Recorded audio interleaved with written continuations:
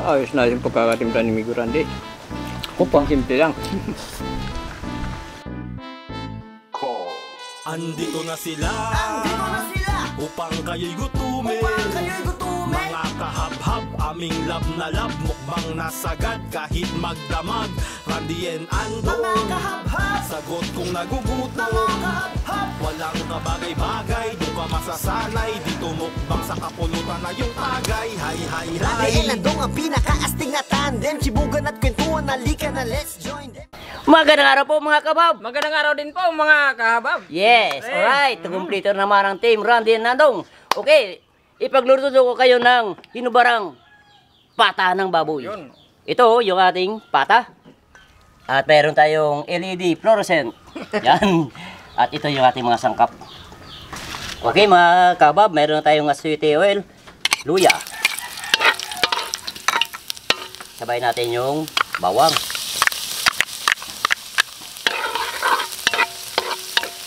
Sibuyas.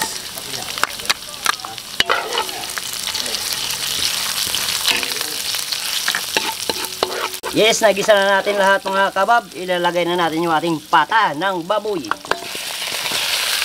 Lagyan natin kagad ng pamintang durog at asin para manut kagad yung lasa sa ating karne ng baboy.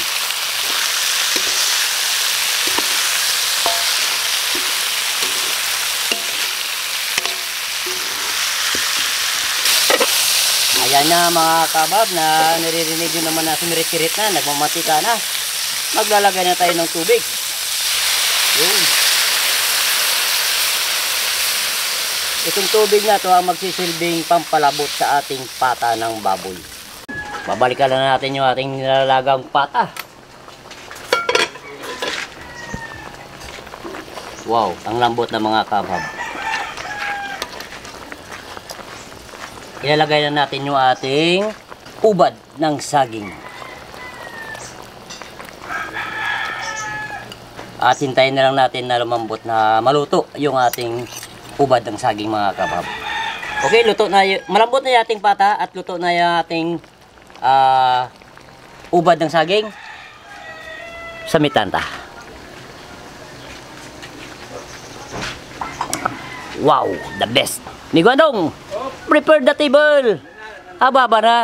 Ayan na po mga kabab. Simpleng hinubaran na pata ng baboy. Ito na, nakalapag na sa ating misa. Pero bago ang lahat mga kabab, dasalan muna natin yung ating grasya, Miguandong. Okay.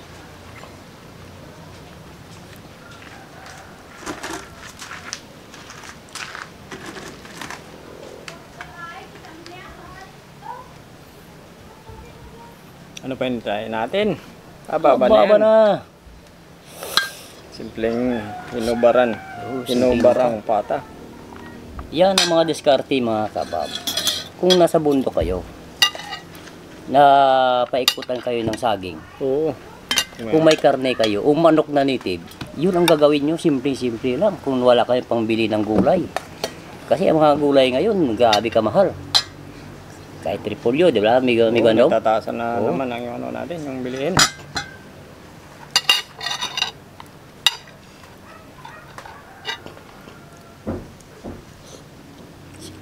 Alam nyo mga kabab, bakit ito tinawag na simpleng hinubaran? Kasi mas kitang lad wala. Di ba? Tanglad, walang gata, walang gata. Yung original na ano na hinubaran ni Guandong. Walang munggo talaga yan. Yung original. Oo. Pero may gata. May gata. Saka tanglad. Saka tanglad. Oo. Wow, init ah. Wow, parang ayaw di mo pawa pa. Sige na, meron na. Ito, yeah.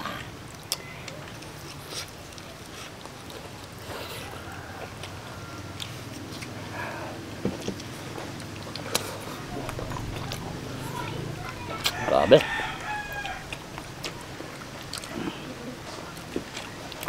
Ayos na yung pagkakatimpla ni Migo Randy. Kupang simple lang.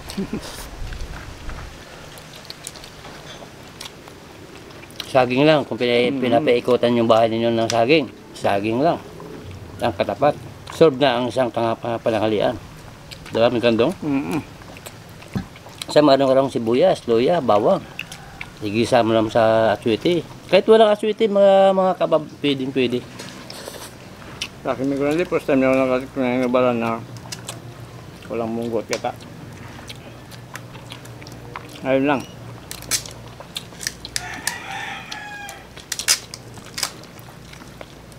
Salamat naman Migo Andong at na-appreciate mo yung Abay, luto siyempre. ni Migo Randy. Pa-style lang yan mga kabab. Yung gulandi kasi madiskarte yan. Pagdating sa mga luto-luto. Madiskarte nga tayo sa paghanap buhay. Ito pa kaya sa pagluluto. Naku mga kabab. Walang kabagay-bagay.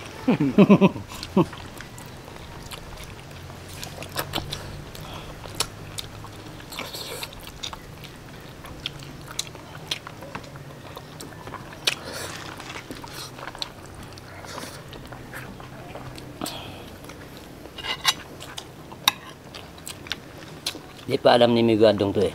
Kaya ginamitan ko to ng LED. Fluorescent. 40. Gabi ang haba ng radio yung ginamit mo. Oo, di 40. Eh kung maliit, ang di 20, kunti lang yan eh. Pag di 40, medyo marami-rami na yan mga kapag. Kasi, nakikita ko kasi, Alex. Ayaw nga pala no. Oo, puting-puti, kaya ito sabi ko. Kasing kulay ng kutis ni ni Alex Gonzaga sa sa ating fluorescent na LED. Ito ni Gonzaga, ang babait nila no. Daming yung papasilpe. Kalog pala si si Alex. Kalog? Sabi. Kahit ako nag-observe doon, parang bibo. Bibo kung sa lalaki. Yung maganda di ba? Nagpapasaya ng mga... Kaya pala marami siyang fans. Saka doon ko nakita mi gulandi nung pumunta tayo doon. Daming vlogger ng Antike. Doon kami na kita-kita. Mga galing na mga vlogger. Oy, shout out nga pala sa mga Antike vloggers.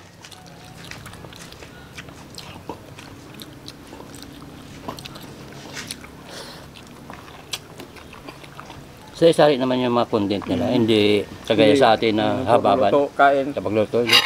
Puro mga joke sa kanila. Mga joke.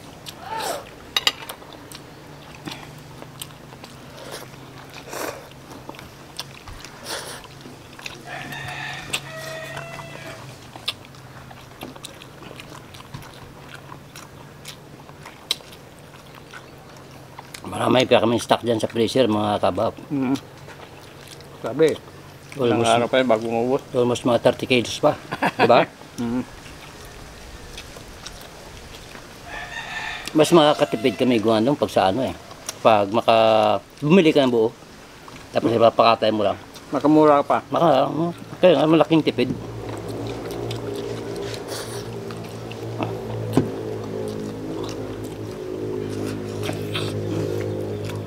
Naku mga kabab, makaparami kayo sa kanin. Ang daming na maliliit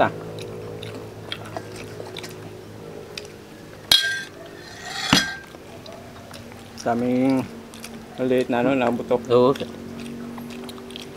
Iba kasi pag pag grinder yung ginagamit. Ang tawag na sa English, yung panghiwa nila na di makina.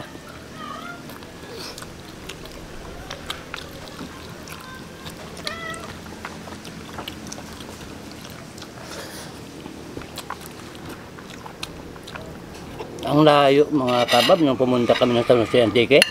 Grabe lang oras ang yung pag-aarurot natin. 4 na oras. Masakit yung ko, tuhod. Malayo pala. Baywang.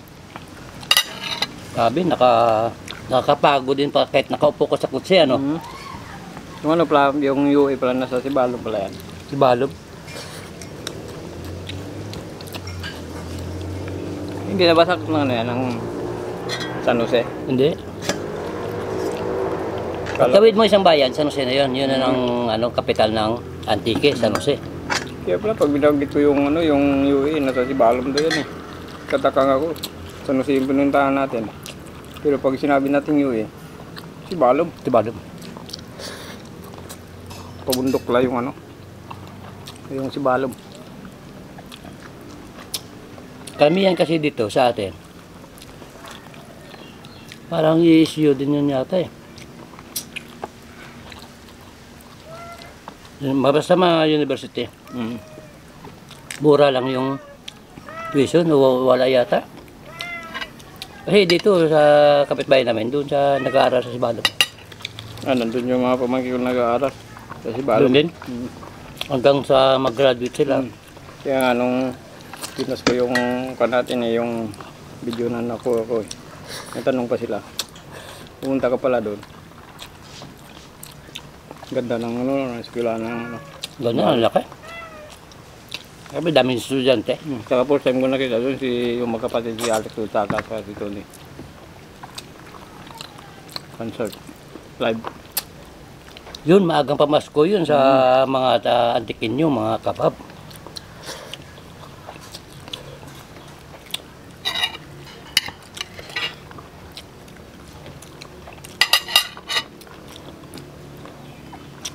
Sarap siya kanina. Naku, simot. Saksakan yung sabaw.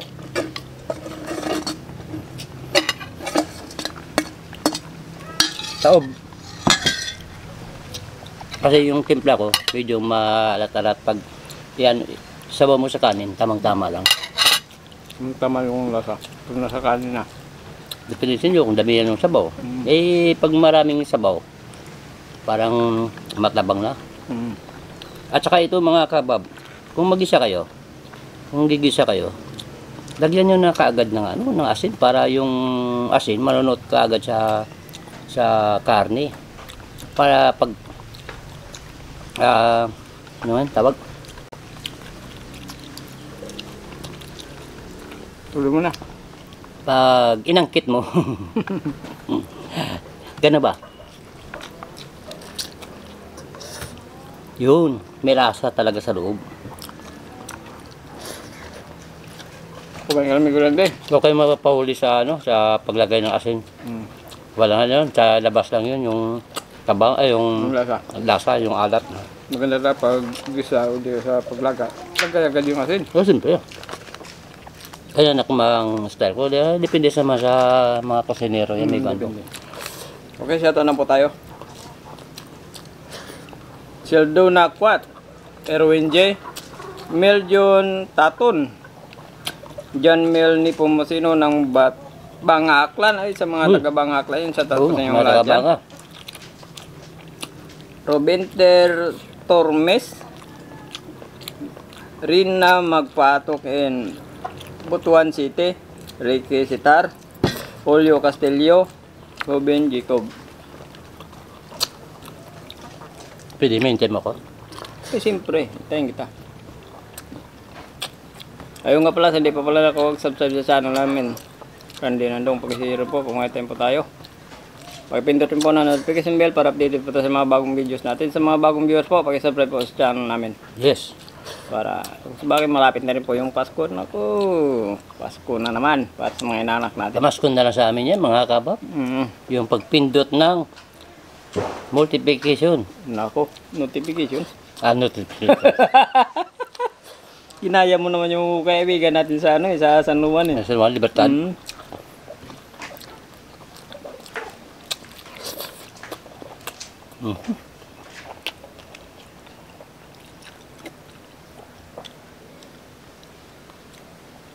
Okay. Ayun.